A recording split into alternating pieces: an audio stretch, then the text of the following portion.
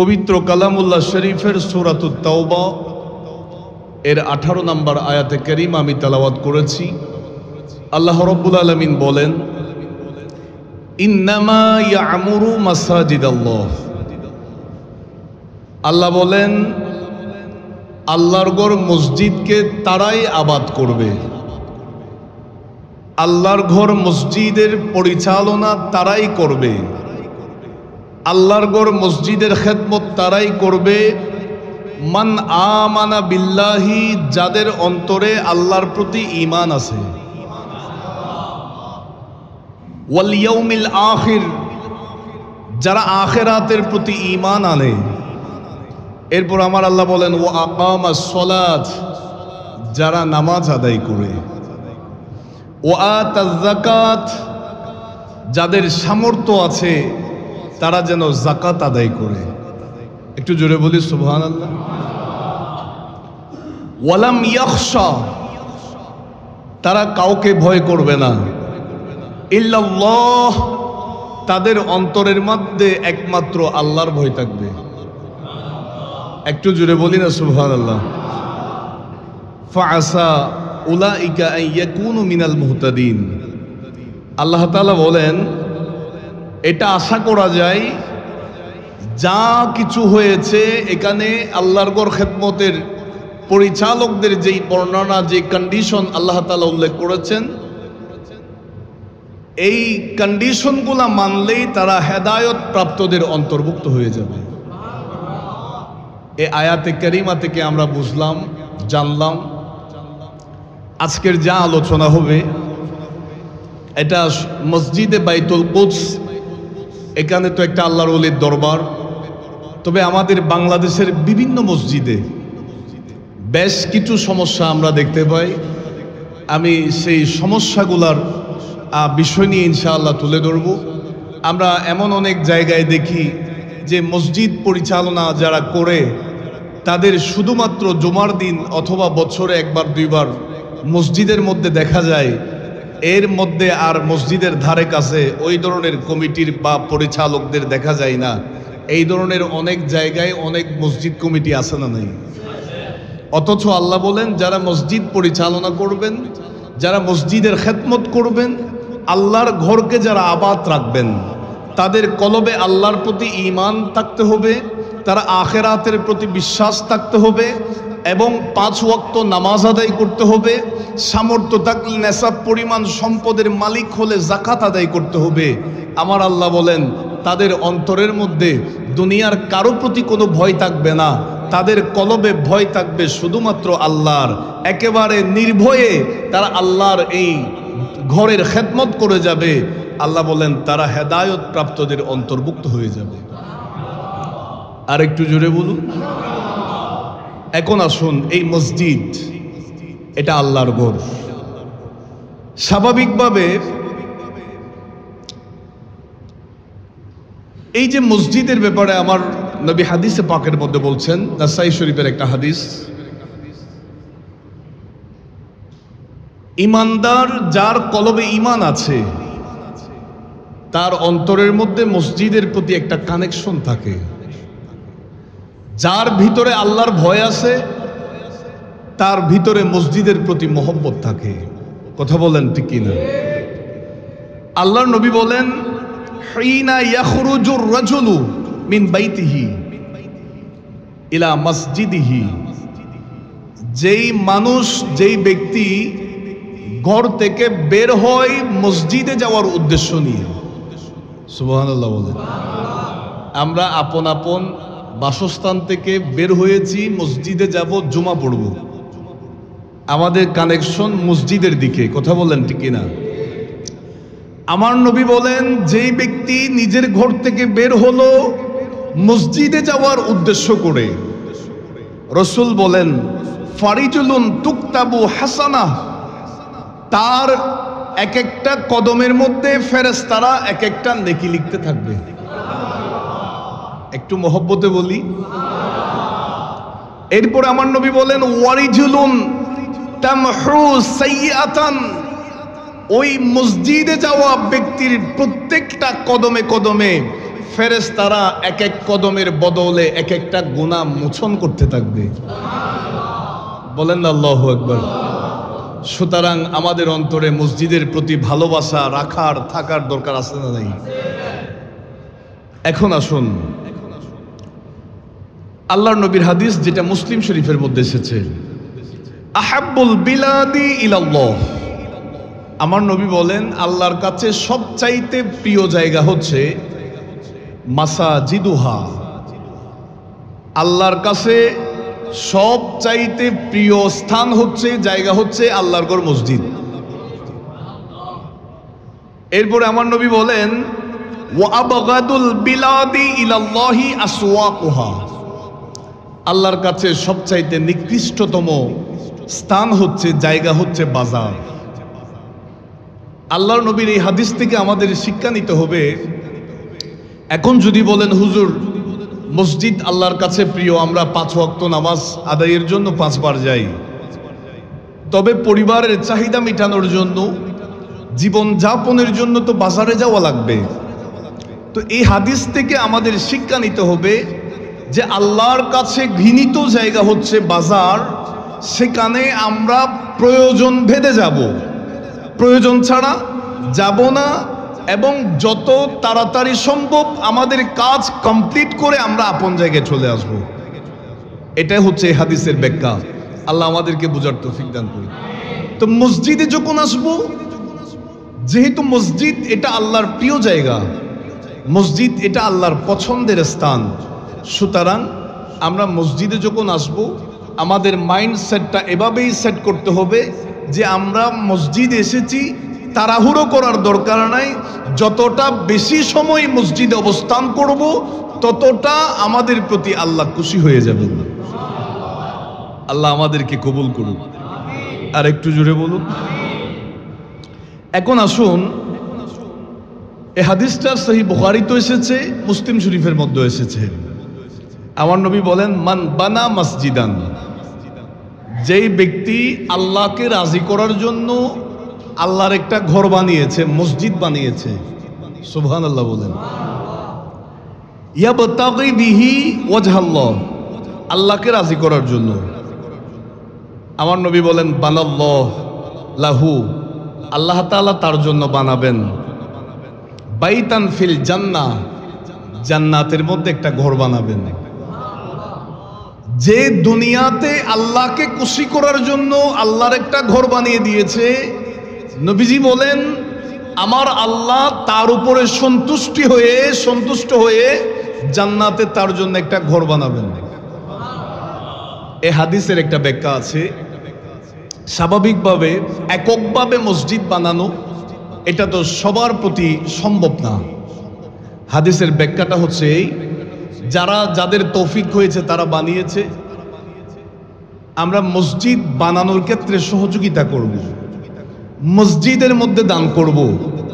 যদি আমরা খালেস নিয়তে আল্লাহর ঘর মসজিদকে সুন্দর রাখার জন্য, পরিষ্কার পরিচ্ছন্ন মসজিদ আর সুন্দরভাবে পরিচালনার জন্য আমরা যখন আল্লাহর ঘরে দান করব, এই হাদিসের ব্যাখ্যা মোতাবেক আল্লাহ তাআলা আমাদেরকেও মসজিদ বানানোর সেই ফজিলত দান করবেন।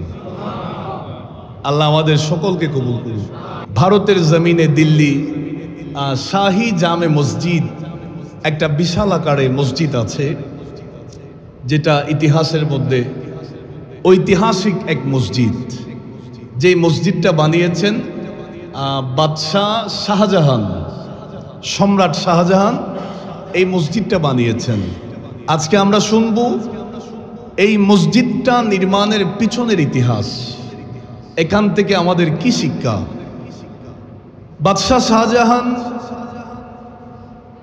রাতের বেলা যখন ঈশা আদায় করে ঘুমিয়ে গেলেন, স্বপ্নের মধ্যে একটা মসজিদের ডিজাইন দেখলেন। সুবহানাল্লাহ বলেন। এত চমৎকার, এত সুন্দর, চাকচিক্যময় মসজিদের ডিজাইনটা তিনি দেখলেন।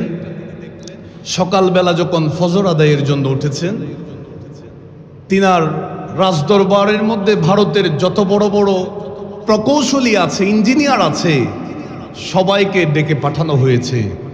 সমস্ত ডিজাইনাররা একত্রিত হলো। বাদশাহ বলছে, হে ইঞ্জিনিয়ার, এই প্রকৌশলী সম্প্রদায়ে, আমি গত রাত্রিতে স্বপ্নের মধ্যে একটা মসজিদ দেখেছি, একটা ডিজাইন দেখেছি মসজিদের।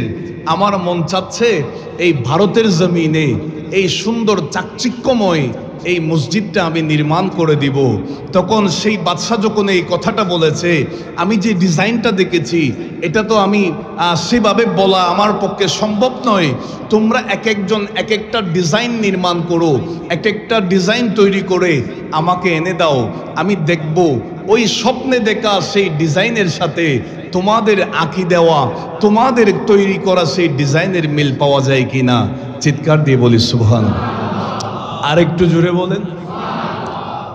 বাদশাহ শাহজাহান রহমতুল্লাহি আলাইহি সমস্ত প্রকৌশলীদেরকে নির্দেশ দিয়েছে, তোমরা এক একটা ডিজাইনে এনে দাও।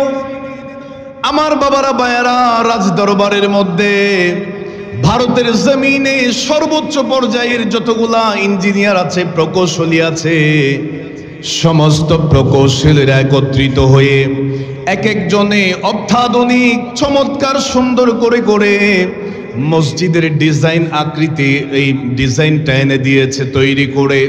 বাদশার সামনে উপস্থাপন করা হলো। এক একটা ডিজাইন দেখার পরে বাদশাহ সেই ডিজাইনগুলা রিজেক্ট করে দিয়েছে।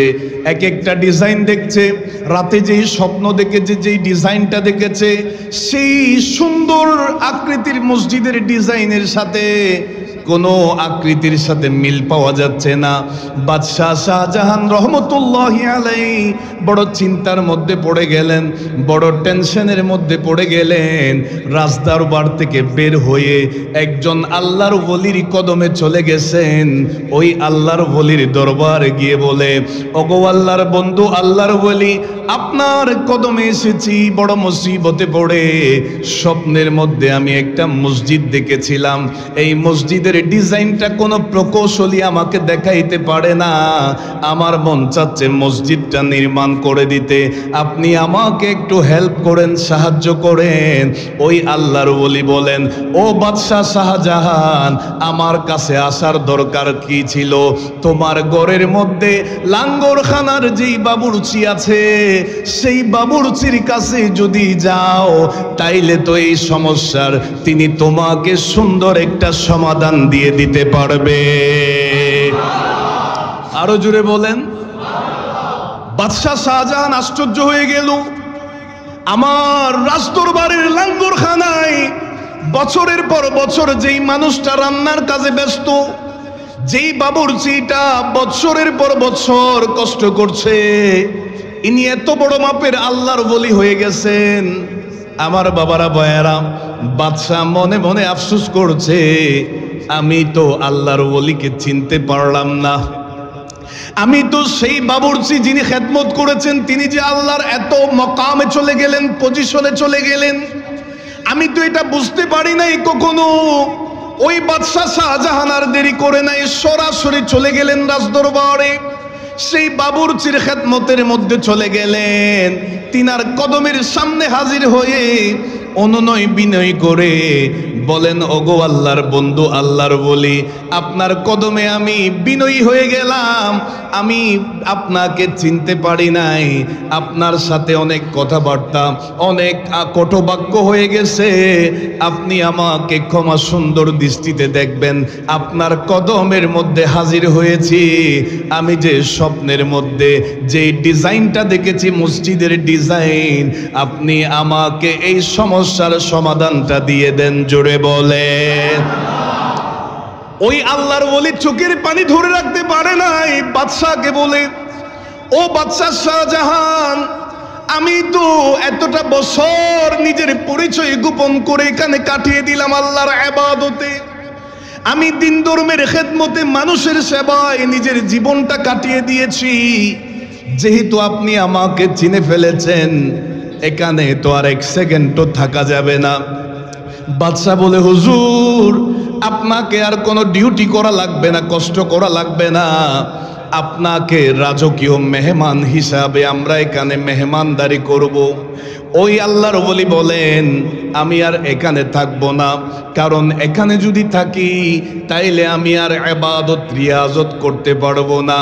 তবে তোমাকে সেই সমস্যার সমাধানটা তোমার এই রাজদরবারের মধ্যে প্রত্যেক দিন সকালবেলা ঝাড়ু দেওয়ার জন্য যেই বৃদ্ধ মানুষটা আসা যাওয়া করে, এই বৃদ্ধ মানুষটা সাধারণ কোনো মানুষ নয়, এটা আল্লাহর মস্ত বড় ওলি হয়ে গেছে। তিনার কদমে চলে যাও, তোমাকে তিনি সুন্দর আকৃতির মসজিদের ডিজাইনটা দিয়ে দিবে। জোরে বলেন, আরো জোরে বলেন। বাদশাহ শাহজাহান আর দেরি করেন নাই।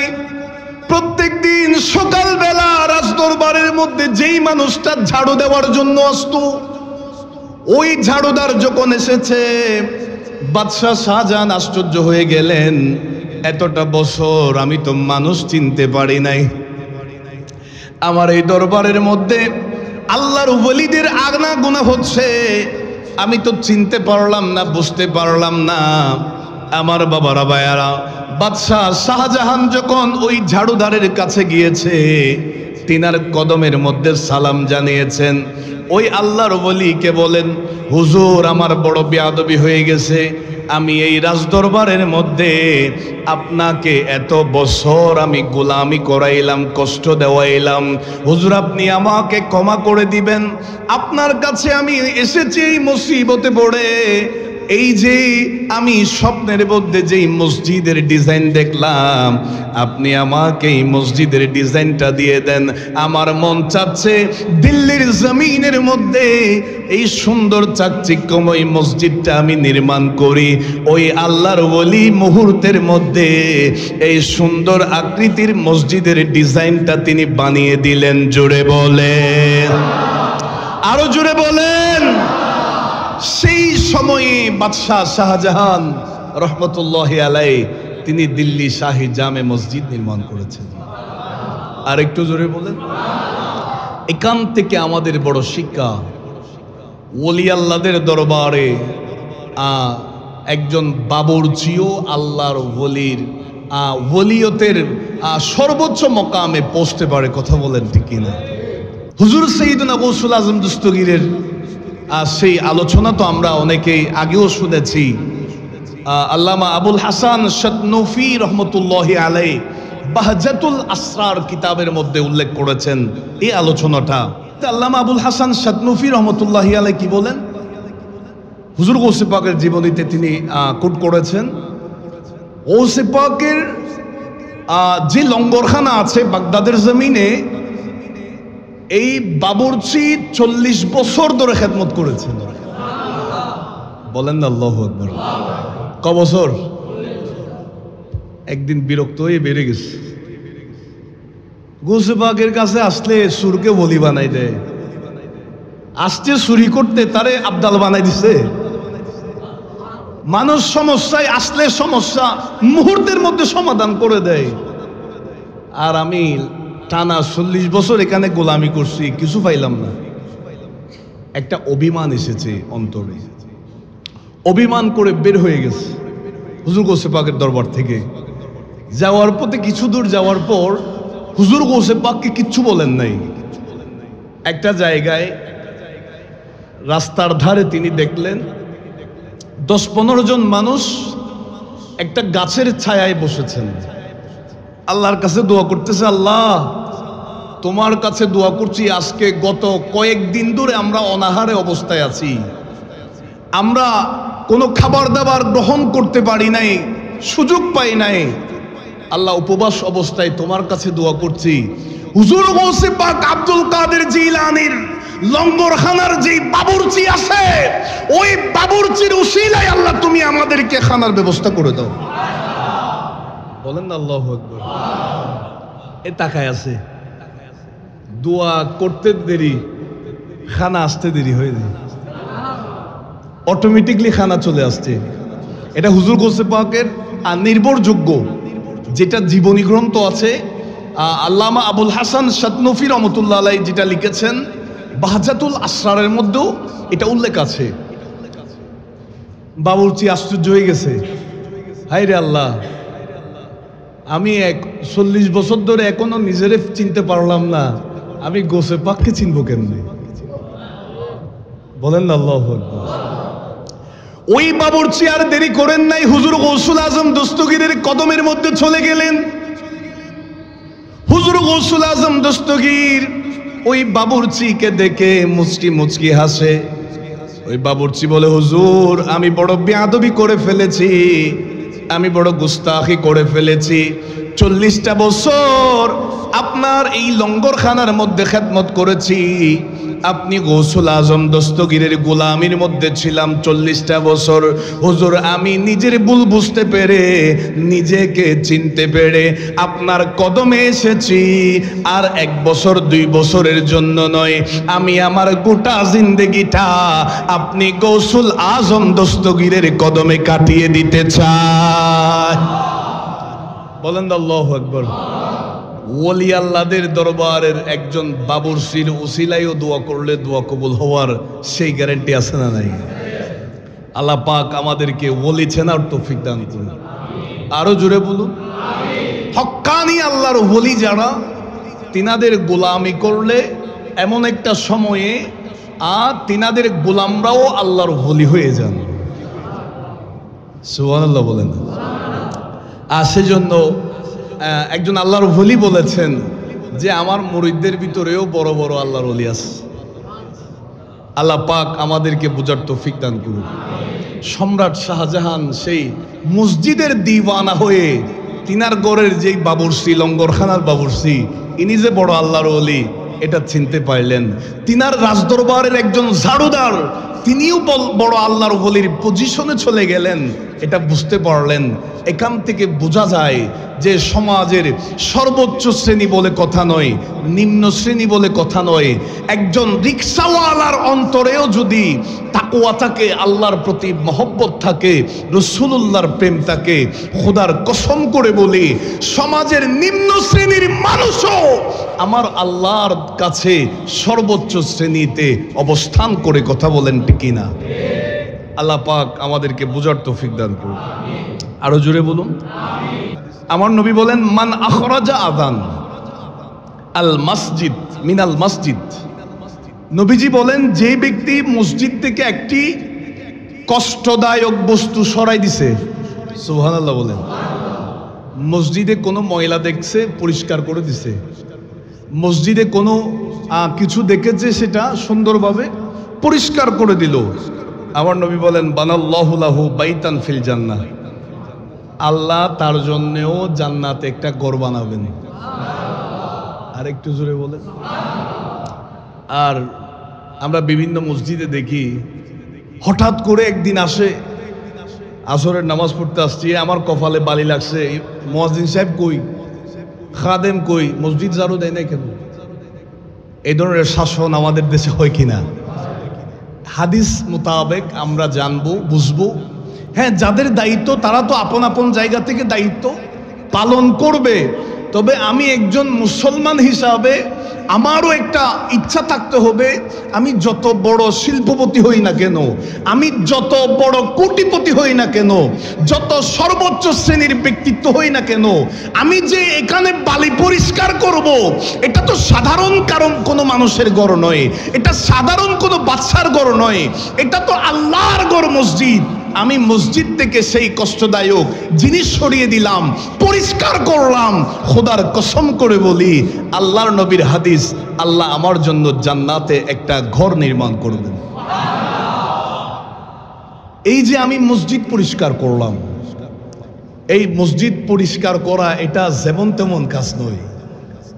কারণ এই কাজটা আমার আল্লাহ আল্লাহর দুজন নবীকে দিয়েছেন। একটু জোরে বলেন না। হযরত ইব্রাহিম আলাইহিস সালামকে, ইসমাইল আলাইহিস সালামকে সম্বোধন করে আমার আল্লাহ বলেন, এ ইব্রাহিম খলিলুল্লাহ, ইসমাইল জবিহুল্লাহ, আপনারা আল্লাহর ঘর মসজিদকে পরিষ্কার পরিচ্ছন্ন করেন, তাওয়াফকারীদের জন্য, রুকুকারীদের জন্য, ইতিকাফকারীদের জন্য। চিৎকার দিয়ে বলি সুবহানাল্লাহ। মসজিদ পরিষ্কার করা এটা যেমন তেমন কাজ নয়। মসজিদের খেদমত করা এটা নবীদের কাজ।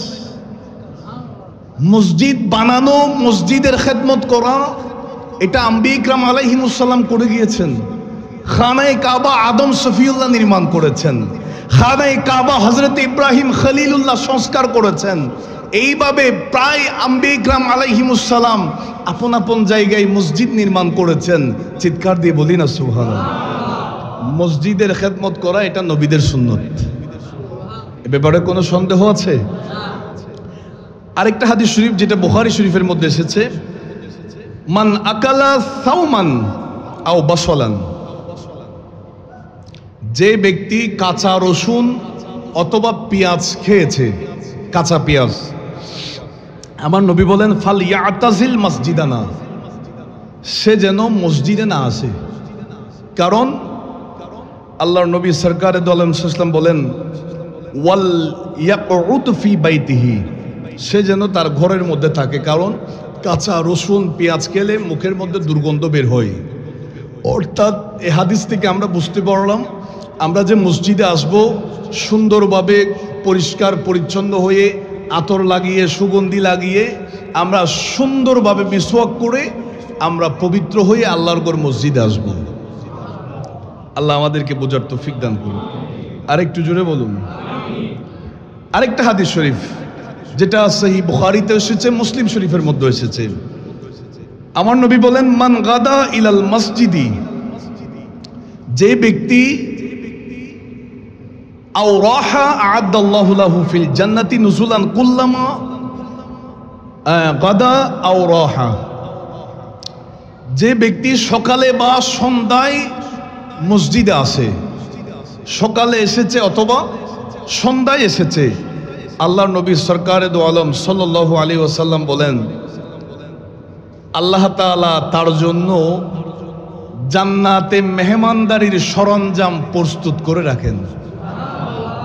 আপনি সকালে আসছেন, জান্নাতের মধ্যে আপনাকে মেহমানদারি করার জন্য কি খাবেন, আপনাকে কি খাওয়ানো হবে, কি দিয়ে মেহমানদারি করা হবে, আপ্যায়ন করা হবে, আমার আল্লাহ বলেন সেগুলা রেডি হচ্ছে। সন্ধ্যায় আসলেন, জান্নাতে রেডি হচ্ছে। সাহাবীরা বলেন ইয়া রাসূলুল্লাহ, একজন মানুষ যদি সারাদিনে 100 বার মসজিদে যায়, নবী বলেন 100 বার রেডি থাকবে। যতবার মসজিদে আসবে ততবার জান্নাতে মেহমানদারির সব কিছু রেডি থাকবে। চিৎকার দিয়ে বলি সুবহানাল্লাহ। আমরা মসজিদে এসে এসে এভাবে জমা করতে থাকবো। আল্লাহ আমাদের নসিবে জান্নাত। আল্লাহর কাছে আমরা সব সময় তো চাই, আমরা তো আখিরি জামানার নবীর উম্মত, আমরা তো আহলে সুন্নাত ওয়াল জামাতের আকীদায় বিশ্বাসী, আমরা তো মা আনা আলাইহি ওয়া আসহাবি এর অন্তর্ভুক্ত। আমরা এটা আশা করতে পারি, বিশ্বাস করতে পারি, আমাদের সেই কনফিডেন্স আছে আল্লাহ আমাদেরকে জান্নাতে দিবে। আল্লাহ আমাদেরকে বুঝার তৌফিক দান করুন। এটা কি শিরক হয়ে গেল? আমার নবী দুনিয়াতে থাকা অবস্থায় অসংখ্য সাহাবীদেরকে জান্নাত দিছে না? জান্নাতের মালিক কে? আমার নবীকে বানিয়েছেন। আমার নবী বলেন জান্নাতের মালিক কে? আরো জোরে বলেন, আমার নবী বলেন জান্নাত আল্লাহ বানিয়েছেন, মালিকানা আমার নবীর হাতে দিয়ে দিয়েছেন। তো যেই নবী জান্নাতের মালিক, আমরা তো সেই নবীর গুণগান করছি। যেই নবী জান্নাতের মালিক, আমরা তো সেই নবীর জন্য পাগল পারা হয়ে আছি। সুতরাং আমার নবী তো আল্লাহর কাছ থেকে ওয়াদা নিয়েছেন, আল্লাহ আমার পাগল উম্মতদের বিষয়ে আমি রসুলকে শর্মিন্দা করব না, আমার নবী আমাদেরকে ছাড়া জান্নাতে যাবে না। আল্লাহ আমাদেরকে বোঝার তৌফিক দান করুন। আরেকটা হাদিস শরীফ বলছি যেটা তিরমিজি শরীফও আছে, আবু দাউদ শরীফের মধ্যে আছে। আল্লাহর নবী বলেন বাশিরুল মাশানিনা ওয়া ফিল যুলমি ইলাল মসজিদ, অন্ধকারে পায়ে হেঁটে যারা মসজিদে যায়, ওই ধরনের মানুষরা, অর্থাৎ রাতের বেলা সে আঁধারের মধ্যে পায়ে হেঁটে মসজিদে গিয়েছে, আল্লাহর নবী বলেন বিন নূরিত তাম্মি ইয়াউমাল কিয়ামাহ, আমার নবী বলেন তাদেরকে, ওই ধরনের মুসল্লিদেরকে তোমরা কিয়ামতের ময়দানে নূরের সুসংবাদ দাও। আল্লাহ তাদের জন্য স্পেশাল নূর রাখবেন। আল্লাহ আমাদেরকে বুঝার তৌফিক দান করুন। সুতরাং মসজিদের খেদমত করার দরকার আছে না নাই? মসজিদের আদব বজায় রাখার দরকার আছে না নাই? আমি কিতাব থেকে তানবিহুল গাফিলিন কিতাবে আল্লামা ফকি আবুল্লাহ সামারকান্দি রহমতুল্লাহি আলাইহি বেশ কিছু আদব কোট করেছেন মসজিদের আদব। প্রথম নাম্বার, আমি একে একে বলে যাচ্ছি, একটু মনোযোগ দিয়ে খেয়াল করবেন। আমরা মসজিদে আসব, ডান পা দিয়ে প্রবেশ করব, বাম পা দিয়ে বের হব। এরপরে আমরা মসজিদের মধ্যে মসজিদের দোয়া পড়ে সালাম দিয়ে দোয়া পড়ে আমরা ঢুকবো, দোয়া পড়ে মসজিদ থেকে আবার বের হব। এরপরে মসজিদের আদব হচ্ছে মসজিদের ভিতরে কোনো বেচা কেনা করা, এটা মসজিদের আদব। এরপরে হচ্ছে মসজিদে আসা মাত্র 2 রাকাত নামাজ পড়া। সুবহানাল্লাহ বলেন। আমার নবী বলেন মসজিদের ওয়েলকাম হচ্ছে, মসজিদের স্বাগতম হচ্ছে 2 রাকাত নামাজ। আল্লাহ আমাদেরকে বোঝার তৌফিক দান করুন।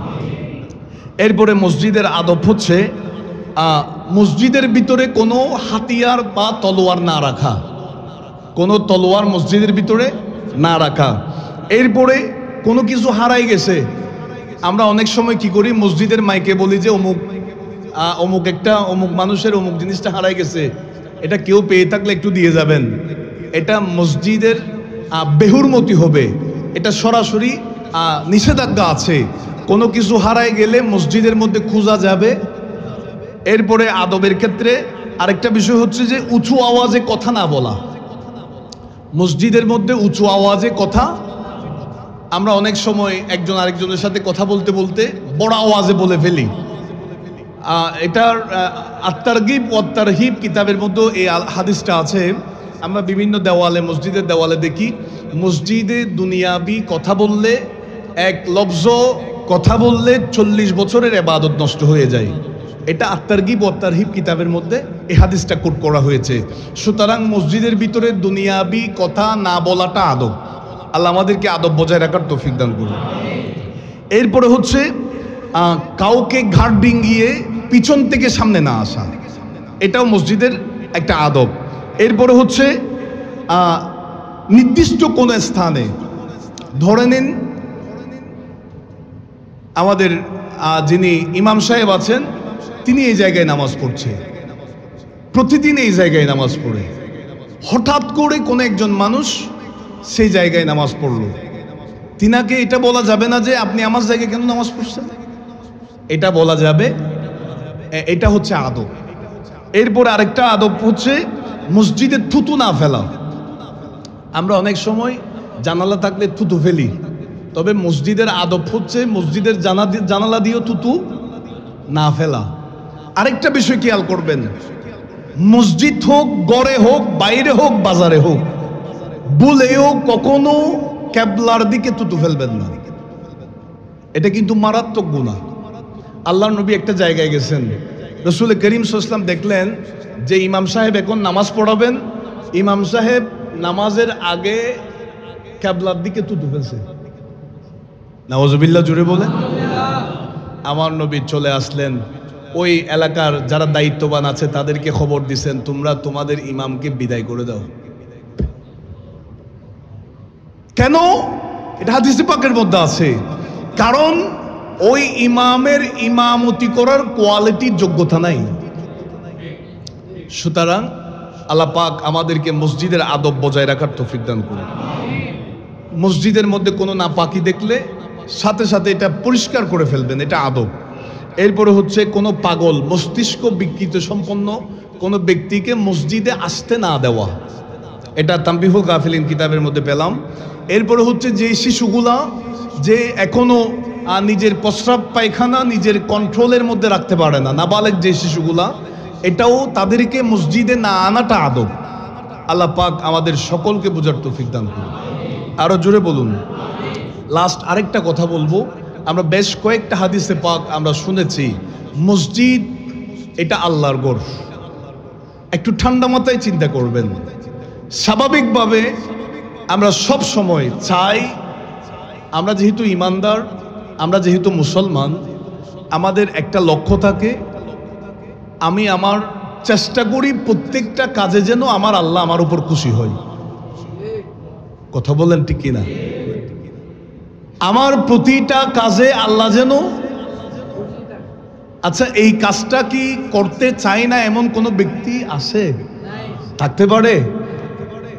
যেহেতু ইমানদার, তার একটাই লক্ষ্য থাকবে, আমার কাজে যেন আল্লাহ খুশি হয়। আল্লাহর ঘর মসজিদের খেদমত করলে আমার আল্লাহ কি নারাজ হবে? আল্লাহর ঘর মসজিদের খেদমত করলে, দেখভাল করলে, আল্লাহর ঘর মসজিদের সহযোগিতা করলে আমার আল্লাহ খুশি হবেন না? আল্লাহ কি বলেছেন, আমার নবী কি বলেছেন? যে আমার ঘরের খেদমত করেছে, আমি আল্লাহ তার জন্য জান্নাতে ঘর বানাবো। আমি আপনাদের এই মসজিদের একজন খাদেম হিসাবে আমি সকলকে বলবো, আপনারা যেভাবে পারেন, যে কোনো জায়গায় আমরা যেখানেই যাই না কেন, সব সময় মসজিদের খেদমত করার চেষ্টা করব, মসজিদে বেশি বেশি দান করার চেষ্টা করব। আল্লাহ আমাদের সকলকে কবুল করুন। আরো জোরে বলেন। কারণ লাস্ট আরেকটা কথা বলছি, গত পরশুর ঘটনা মনে হয়,